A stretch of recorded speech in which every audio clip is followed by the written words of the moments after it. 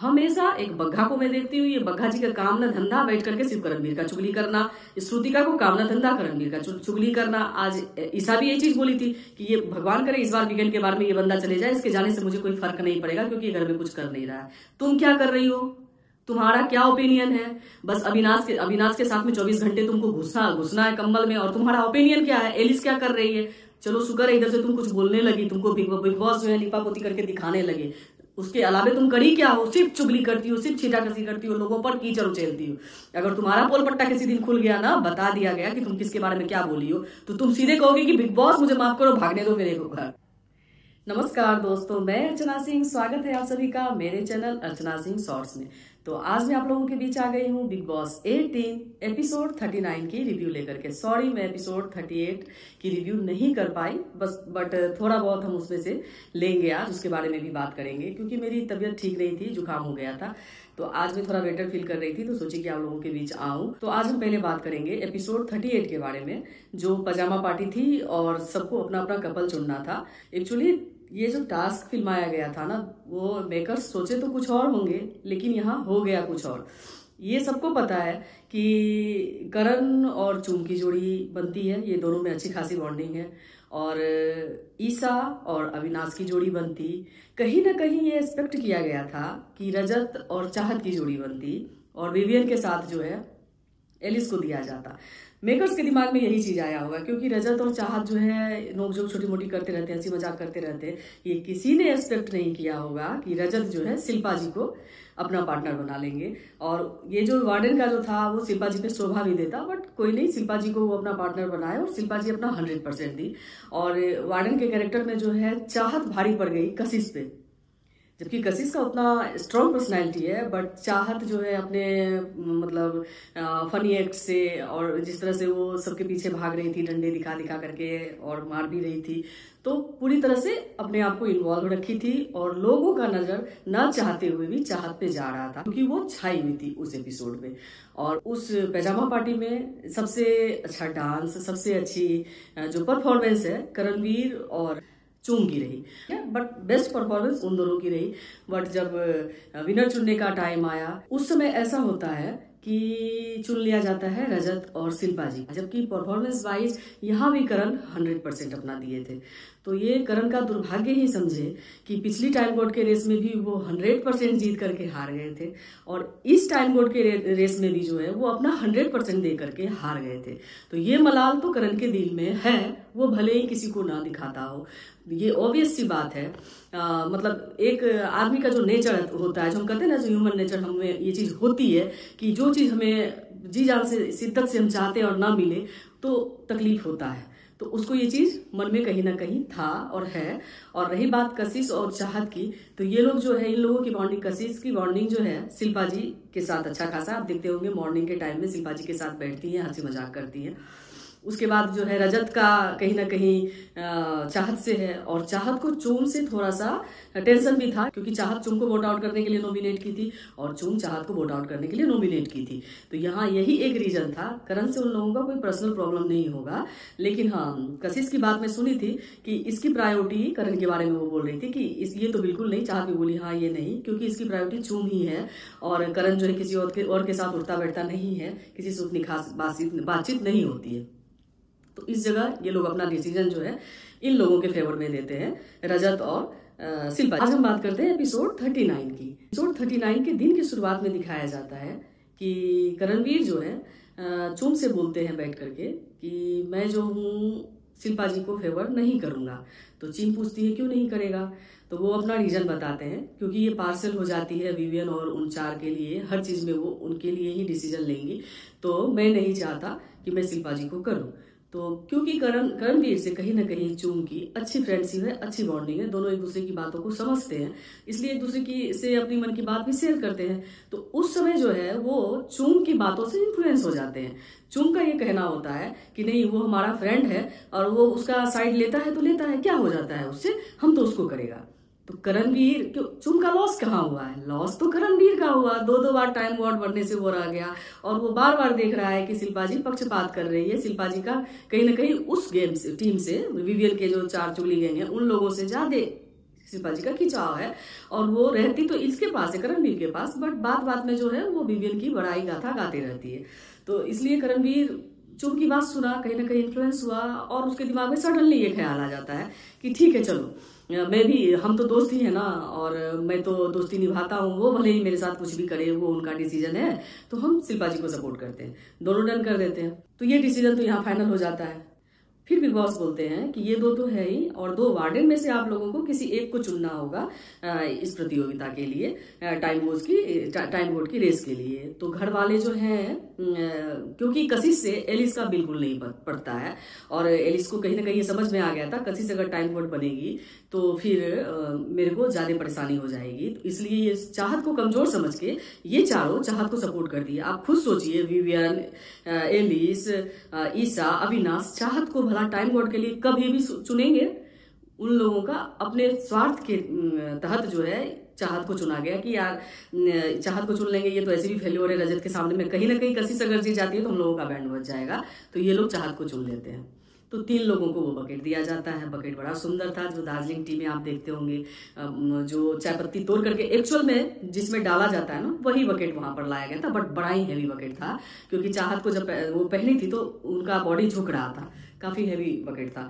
और गेम का ये कॉन्सेप्ट था कि जैसे बग्गा टी हाउस बना दिया गया, बग्गा जी को वहां बैठा दिया गया, क्योंकि बग्गा जी तो दिन रात चाय चाय करते रहते हैं, तो उनके नाम से टी स्टॉल बनाया गया। और ये था कि जो वो तीनों अपने बकेट को खुद प्रोटेक्ट करेंगे, खुद ही डालेंगे चाय पत्ती, और घर वाले किसी से भी चाय पत्ती का निकाल करके, चाय पत्ती और कॉफी के पाउच निकाल करके दूसरे कंटेस्टेंट की टोकरी में डाल सकते हैं। और अगर आप चाहे तो बग्गा टी स्टॉल में भी आप डाल सकते हैं। अगर उसमें आप वहां उतना स्टॉल में जमा कर देते हैं चाय पत्ती और कॉफी, तो वो घर के लिए राशन के रूप में जाना जाएगा, वो घर में चला जाएगा। तो कुछ लोग जो है वहां भी डाल देते हैं। चाहत का दिखाया जाता है कि चाहत बेचारी रोती है, उसको थोड़ा बहुत डालती है और फिर लोग उसका निकाल लेते हैं, थोड़ा बहुत डालती है फिर लोग निकाल लेते हैं। चाहत का कोई साथ नहीं देते हैं। एक टाइम में वो हार मान करके बैठ भी गई थी, और रोना जो है, उसका रोना उसकी कमजोरी को दर्शा रहा था, उसकी वीकनेस को दर्शा रहा था। मुझे नहीं पसंद आया कि गेम है, आप अगर किसी से फ्रेंडशिप नहीं रखेंगी, किसी एक को भी अपना बना के नहीं चलेंगी, तो ऐसे गेम में सरवाइव कैसे करेंगी? तो वही हाल चाहत का हो गया कि इंडिविजुअल खेलने का शौक था, तो आज दिखा कि घर में कोई एक आदमी भी चाहत के सपोर्ट में नहीं था। उसके बाद वो रोती हुई फिर अपना जो है कभी उठती थी, कभी डालती थी, फिर कोई उसका निकाल करके लेके चला जाता था। मतलब उसका बकेट तो साफ खाली ही कर चुके थे सब, जिसमें कि शिल्पा जी को सबसे ज्यादा मतलब सपोर्ट मिल रहा था। 4 चुगली गैंग तो आ ही गए थे।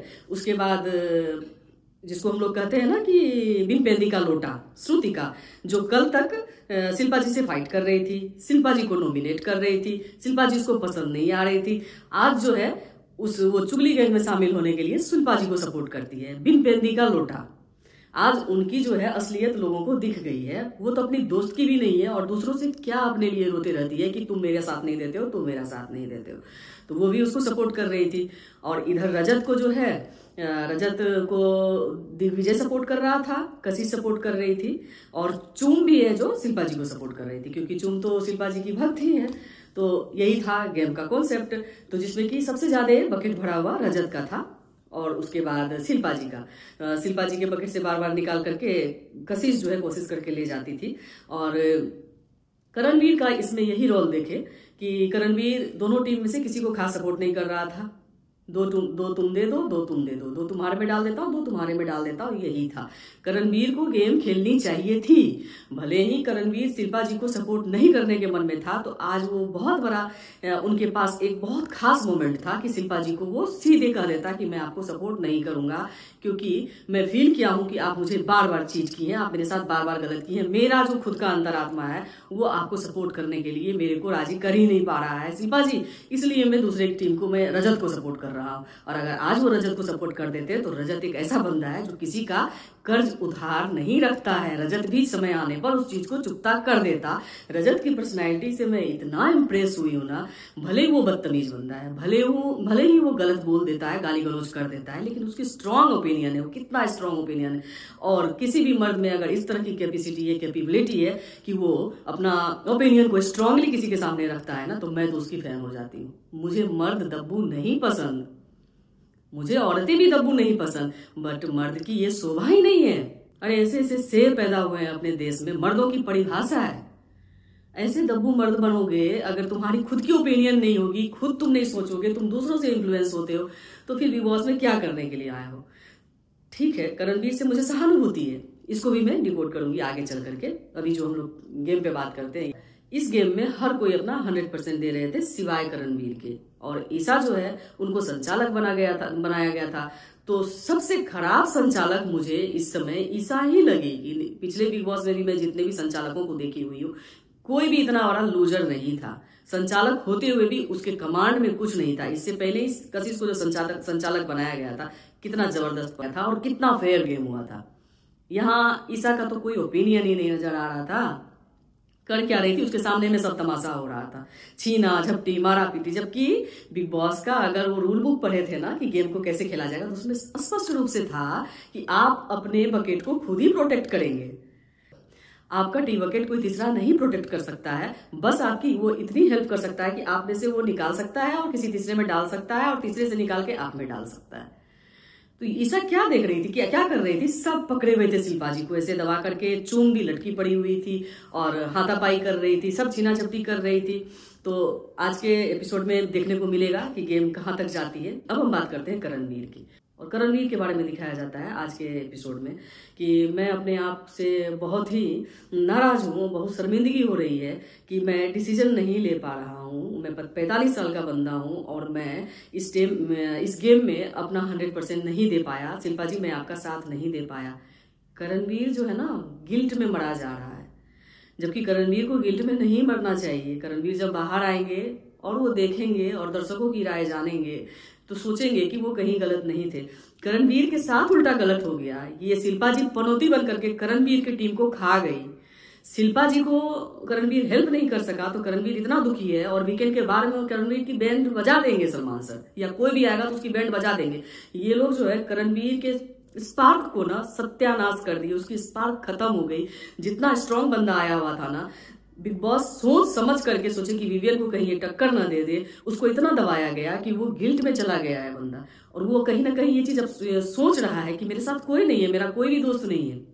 और सच है, करणवीर के गैंग में जितने लोग थे, श्रुतिका, चूम, शिल्पा जी, कम से कम ये 4 तो स्ट्रांग थे, लेकिन ये सब करणवीर को डिच कर रहे हैं। शिल्पा जी का जुड़ाव विवियन से है, श्रुतिका का जुड़ाव चूम से है। एक चूम जो है उसको अच्छे से साथ दे रही थी, बट करणवीर को चूम को छोड़ करके कोई उसका साथी नहीं है वहां पर, और इस कारण तो चूम भी नाराज हो गई है, क्योंकि चूम को भी कहीं ना कहीं ये लगा, और वो बोल भी दी साफ साफ। चूम का ओपिनियन बहुत स्ट्रांग रहता है और वो बहुत साफ साफ बोलती है। बट एक जगह चूम मुझे थोड़ी सी गलत लगी थी, आप लोगों को भी शायद गलत लगी होगी, बात करेंगे आगे। तो करणवीर के गिल्ट के बारे में बात करते हैं। जो करणवीर अपने आप में सोच रहा है कि मैं क्यों नहीं साथ दिया, भले ही ये लोग मेरे साथ गलत किए लेकिन मैं अच्छा रहता। ये उदारता और अच्छाई दिखाने का शो नहीं है। आप इतने उदार और अच्छे बनेंगे ना करणवीर, तो लोग आपको पायदान बना करके ऊपर चले जाएंगे। तो आप सबके पायदान हो गए हैं, आपके ऊपर से चढ़ के जा रहे हैं। अभी भी समझ जाइए, अभी भी समझ जाइए और कुछ कर लीजिए, नहीं तो आपको ऐसे ही निकाल देंगे ये लोग। करणवीर को देख करके मुझे बहुत दुख हुआ। मतलब मैं ये बोलती है एज ए ह्यूमन नेचर कि हम लोग जैसे इंसान हैं, हमारे अंदर अच्छाई और बुराई दोनों चीजें हैं, और हर चीज को हम लोग को सोचने की क्षमता भगवान दिए हैं। तो कोई अगर हमारे साथ गलत करता है तो हमारा आत्मा कहीं ना कहीं बोलेगा, हम साधु तो है नहीं, सन्यासी तो है नहीं, हमारा आत्मा तो बोलेगा ना, झकझोड़ेगा ना, यार मेरे साथ वो गलत किया है, भले ही मैं उसके लिए गलत ना चाहूं बट मैं उसका साथ नहीं दूंगा। जो चीज मुझे नहीं मिला उस चीज के लिए मैं उसकी हेल्प नहीं करूंगा। मैं तो ऐसा ही करूंगी, मेरे साथ कोई गलत करेगा मैं साधुवान बन करके नहीं कहूंगी हाँ परोस देती हूँ तुमको, तुम्हारे लिए ये चीज मिल जाए। मैं सीधे कर दूंगी, तुम तुम्हारे रास्ते, मैं अपने रास्ते। करणवीर को यही चीज करना चाहिए था। मैक्सिमम आदमी जो है यही चीज करते कि भाई तुम तुम्हारे रास्ते, मैं अपने रास्ते। बट करणवीर ना नहीं बोल पा रहे हैं, पता नहीं वो इतना क्यों सोच रहे हैं, किस प्रेशर में, किस दबाव में खुद को लेके चले गए। ठीक है, बाहरी लाइफ में उनका जिंदगी उतना खास नहीं चला, इसका मतलब क्या है कि वो इंसान जीने के लायक नहीं, वो इंसान अपनी ओपिनियन देने के लायक नहीं है। इस गिल्ट में वो मरा जा रहा है कि बार बार उसको बोलता है तो शादी फेल्योर, वो रिश्ता नहीं निभा पा रहा है। इस गिल्ट में वो शिल्पा जी के गलत को देखते हुए कुछ नहीं बोल रहा है, जो मेरा ऑब्जर्वेशन है। आप लोग क्या सोचते हैं मुझे नहीं पता। वो इंसान गिल्ट में चला गया है और वो खुद में सोच रहा है कि क्या गलत है क्या सही है, क्योंकि वीकेंड के बारे में आकर के बार बार उसकी बजा रहे हैं, सब जो आ रहे हैं उसकी बजा रहे हैं कि तुम यहाँ जाकर के बैठ करके चुगली करते हो, तुम वहां जाकर, लेकिन मुझे आप बता दीजिए, कोई भी है कमेंट बॉक्स में लिख दीजिए कि वो किसी की चुगली कभी किया है। बातें ही करता है, हंसी मजाक ही करता है, चुगली तो वो कभी नहीं करता। ना मैं चाहत को कभी किसी की चुगली करते सुनती हूँ, ना करणवीर को सुनती हूँ चुगली करते हुए। अगर है कोई क्लिप तो दिखा दीजिए।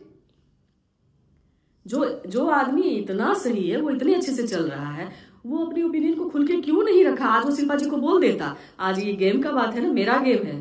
आप अगर जीतेंगी तो विवियन को सपोर्ट करेंगी। और बात हुई थी, अब मैं बताती हूँ, कहीं ना कहीं वो अपने ब्रेन को चुन के कहने से समझा लिया था कि मैं शिल्पा जी की हेल्प करूंगा, बट कहा ये चीज उसको मतलब ठोकर लगा और वो संभला। मैं बताती हूँ आपको। डस्टबिन की बात, डस्टबिन साफ किया हुआ था, करणवीर उधर से आता है, शिल्पा जी किचन में रहती है और शिल्पा जी कहती है, देख देख तू बोलता था ना कि आपका लाडला जो है कोई काम नहीं करता है। तो आज विवियन ने डस्टबिन साफ करके सैनिटाइज करके रखा है। करणवीर बोला, तो मैं साफ नहीं करता, आप साफ नहीं करती, इस बात का ढिंढोरा तो आप कभी नहीं पीटी थी। तो आज इतने महीनों में बिग बॉस हाउस में अगर इसने एक बार साफ कर दिया डस्टबिन, तो कौन सा बड़ा काम कर दिया? मैं भी तो कई बार किया, आप तो कभी ये बात नहीं बोली। शिल्पा जी का मुंह का बोलती हो गया बंद। शकल था देखने लायक। करणवीर, ये क्वेश्चन जो है, उनके दिल में जो दुख था ना शिल्पा जी को लेकर के, जो जिस तरह से उठाना चाहिए, करणवीर गलत जगह उठा दिया। जैसे घर में बच्चे अपने माँ से लड़ते हैं, वो इसी अंदाज में उसको बोल दिया। नहीं, करणवीर को गेम पॉइंट ऑफ व्यू से बोलना चाहिए था, बैठा करके कि आप मुझे जो हमेशा डिच कर रही है ना, मैं समझ रहा हूँ, आप मेरी साइड में कभी नहीं है शिल्पा जी, मैं आपकी बहुत रिस्पेक्ट करता हूँ। आप जाकर के अगर उसके लिए सोचते हो तो उसी के पास जाके बैठो, कम से कम भीड़ का हिस्सा मेरे साथ मत बनो। मेरे पास भीड़ में हिस्सा दिखाने के लिए बहुत लोग ऐसे हैं जो मेरा साथी बोलते हैं और मेरे पीठ पीछे खंजर बोलते हैं। ये बात मैं क्यों बोली? क्योंकि श्रुतिका बोलती तू मेरा दोस्त है, तू मेरा दोस्त है, करती क्या है वो? हमेशा चूम को उसके खिलाफ भड़काती है। हाँ ठीक है, उसकी 2 शादी होगी, इसका मतलब क्या हो गया? कि वो दुनिया का सबसे गंदा आदमी है। हाँ ठीक है, उसकी 2 शादी फेल्योर हो गई, इसका मतलब क्या हो गया भाई? चूम को वो क्या कर रही थी? और चूम की भी बात मुझे बिल्कुल पसंद नहीं आई। करणवीर अपने दिल की बात एज अ फ्रेंड, अगर बेस्ट फ्रेंड समझ के उसको बोला कि आप जो बोले कि श्रुतिका के भाई को मैं डेट करूंगी, तो मुझे ये चीज पता नहीं, मैं सोच के तो नहीं आया था कि मैं किसी को लाइक करूंगा, बट मुझे ये चीज बुरी लगी। और मैं ये एज अ फ्रेंड आपको बोलना चाह रहा हूँ, आप इससे मतलब इसे बुरा मत मानना। ये बात चुम को क्या जरूरत थी जाकर के श्रुतिका को बोलने की? और श्रुतिका का तो यही कोशिश है कि तुम उससे बहुत अच्छा डिजर्व करती हो, तुम उसके चक्कर में बिल्कुल मत आना, ये आदमी अच्छा नहीं है, ये आदमी गेम खेलने के लिए ऐसा करता है। देखती नहीं हो वीकेंड के बारे में जो सर लोग बोलते हैं, तो ये बोलता है हाँ बताइए ना आप किस लड़की के बारे में बोलते हैं, मैं उसी के साथ बोलूंगा। अरे वो उसका मजाकिया अंदाज है, उसको सीरियस मत लो तुम लोग। वो बेवकूफ है, ऐसी ऐसी बातें बोल करके खुद ही फंस रहा है। हमेशा एक बग्घा को मैं देखती हूँ, ये बग्घा जी का काम ना धंधा बैठ करके सिर्फ करणवीर का चुगली करना, श्रुतिका को काम ना धंधा करणवीर का चुगली करना। आज ईसा भी ये चीज बोली थी कि ये भगवान करे इस बार वीकेंड के बारे में ये बंदा चले जाए, इसके जाने से मुझे कोई फर्क नहीं पड़ेगा क्योंकि घर में कुछ कर नहीं रहा है। तुम क्या कर रही हो? तुम्हारा क्या ओपिनियन है? बस अविनाश के साथ में 24 घंटे तुमको घुसना है कंबल में, और तुम्हारा ओपिनियन क्या है? एलिस क्या कर रही है? चलो शुक्र है इधर से तुम कुछ बोलने लगी, तुमको बिग बॉस जो है लिपा पोती करके दिखाने लगे। उसके अलावा तुम करी क्या हो? सिर्फ चुगली करती हो, सिर्फ छीटाकसी करती हो, लोगों पर कीचड़ उछेलती हो। अगर तुम्हारा पोल पट्टा किसी दिन खुल गया ना, बता दिया गया कि तुम किसके बारे में क्या बोली हो, तो तुम सीधे कहोगे कि बिग बॉस मुझे माफ करो, भागने दो मेरे को घर। तुम टिकोगी नहीं बिग बॉस हाउस में, जो तुम्हारा हाल है। बेचारा करणवीर फोकट का जो है, मुझे लग रहा है यहाँ से डिप्रेशन का शिकार होकर के चला जाएगा। मैं तो यही कहती हूँ करणवीर, तुम ऐसा करो, इस बार वीकेंड के बारे में सलमान सर को या जो भी आते हैं वो लोग मुझे निकाल दीजिए, अगर तुम इतना कंफ्यूज हो तो। और अगर तुमको घर में रहना है भाई, तो तुम अच्छे से खेलो। तुमको सपोर्ट करने के लिए बाहर जो लोग तुम्हारे बैठे हुए हैं और तुम्हारी ऐसी हरकतें देखते हैं तो बहुत बुरा लगता है। बहुत बुरा लगता है कि हम कैसे लोग के बारे में बात कर रहे हैं, किन को सपोर्ट कर रहे हैं, जो खुद को सपोर्ट नहीं कर रहा है, जो अपने लिए बात नहीं कर रहा है।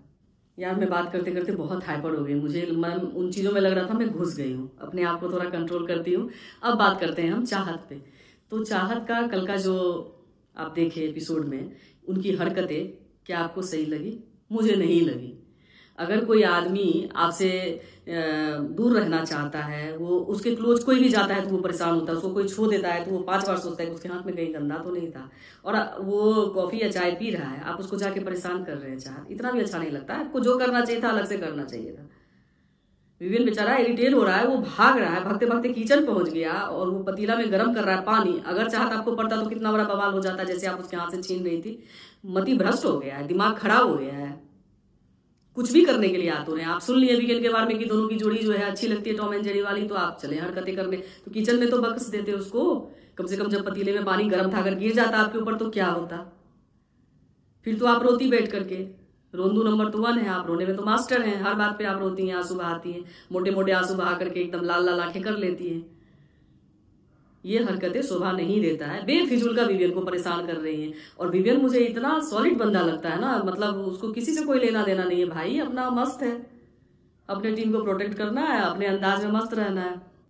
अभी अगर सच में देखा जाए ना इस बिग बॉस हाउस में, ऐसे तो मेरा कोई फेवरेट ही नहीं बना। ये भी ताज्जुब की बात है कि आज तक कोई फेवरेट नहीं बना मेरा। लेकिन सबसे अच्छा अगर कोई कुछ कर रहा है तो विवियन कर रहा है, बट वो भी जो कहिएगा कि उतना कंटेंट दे रहा है, नहीं। ये है कि उसके पीछे सब पड़े रहते तो वो हाईलाइटेड हो जाता है, सुस्त पर्सनैलिटी है, बट ठीक है, सबसे देखा जाए तो ठीक ठाक विवियन ही है। अदरवाइज कोई उस लायक नहीं है जो बिग बॉस की ट्रॉफी ले जाए। बिग बॉस को अगर देना है तो अपना विवियन को ही वो दे दे। अभी तक तो कोई मुझे वैसा नहीं दिखा। अविनाश भी है, जानबूझ करके पंगे लेता है। आज अविनाश के बारे में आप लोगों को क्या कहना, अविनाश और दिग्विजय ने जो किया इसके विषय में आप लोगों को क्या कहना है? मैं आप लोगों को एक इंसिडेंट याद दिलाती हूँ। अविनाश कॉफी कलर की शर्ट पहने हुए था, दिग्विजय ऑरेंज कलर का टी शर्ट और ब्लैक जैकेट डाला हुआ था और किचन में था ये दोनों। दिग्विजय किचन में जाता है और अविनाश बोतल में पानी लेता है और दिग्विजय भी कुछ करने के लिए जाता है। तो अविनाश क्या करे, 10 मिनट नहीं चाहिए तेरे को? 10 मिनट नहीं चाहिए तेरे को? मतलब 10 मिनट का फुटेज तुमको नहीं चाहिए? तुम मेरे से लड़ने आते हो तो तुमको 10 मिनट का फुटेज दिन भर में चाहिए तुमको। तो फिर वो इस चीज को इग्नोर करता है दिग्विजय। तो अविनाश क्या बोलता है, देख रहा हूँ 3-4 दिन से तुम फुटेज लेने के लिए नहीं आए हो, है मेरे पास टाइम, बोलो तो मैं तुमको टाइम दे दूंगा। और उसको छू छू के बात कर रहा। तो दिग्विजय का कहना था, छोड़ना यार भाई, अभी मूड नहीं है, छोड़ना यार। और क्रैश कोर्स की बात वो उठाता है बार बार दिग्विजय को प्रोवोक करने के लिए, इंस्टिगेट करने के लिए।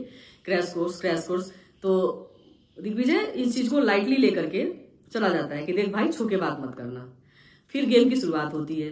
तो गेम में जो है दिग्विजय जाता है शिल्पा जी के टोकरी से निकाल करके और रजत के टोकरी में डालने के लिए। छीना झपटी होती है जिसमें अविनाश जो है शिल्पा जी को प्रोटेक्ट करता है। अविनाश ये भी बोलता है दोनों में से कोई बने, मेरे लिए कोई बड़ी बात नहीं है। वो बस दिग्विजय को प्रवोक करने के लिए आगे होकर के गेम में जाता है। और बार बार जब बात करते टाइम पहले ऐसे सीना आगे करके अविनाश खड़ा हो जाता है। तो दिग्विजय भी करता है। मतलब दिग्विजय को प्रवोक करने का कोई लिमिट नहीं छोड़ता है अविनाश। इस हद तक उसको प्रवोक करता है कि कोई भी आदमी आवेश में आ जाए।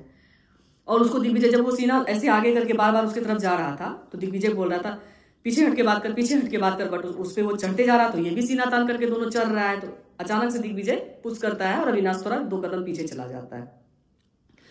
उसके बाद फिर अविनाश आगे आता है और हाथापाई पे बात आ जाती है। लास्ट में बात यहां तक आ जाती है कि दोनों में हाथापाई हो जाता है, दिग्विजय गिरता है।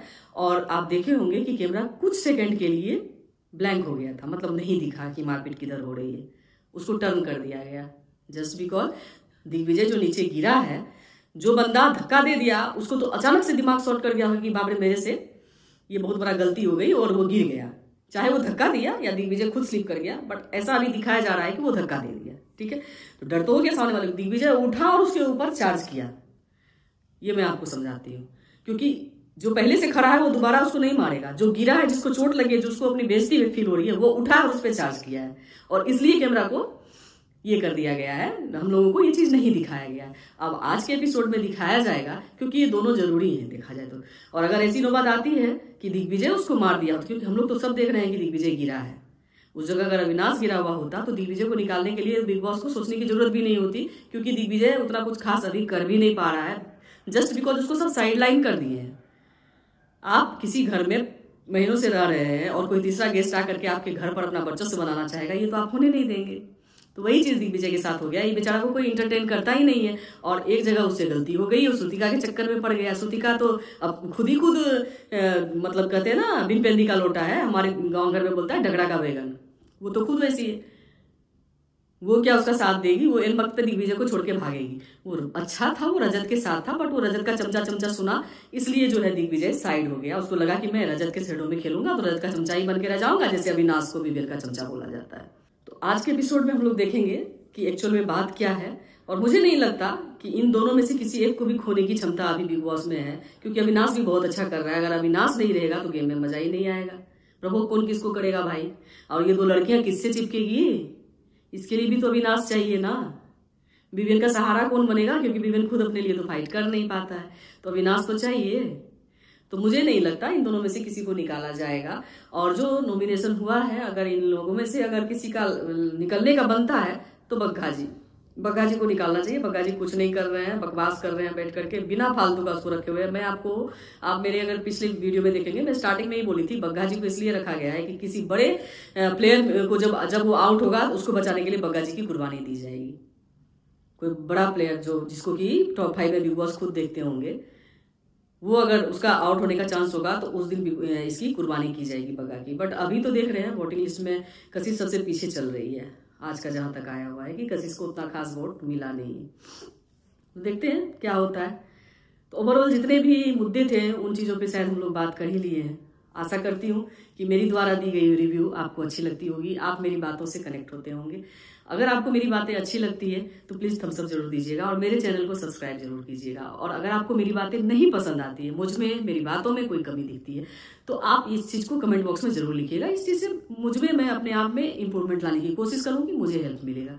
तो आज के लिए बस इतना ही, मिलते हैं कल। Bye bye, take care.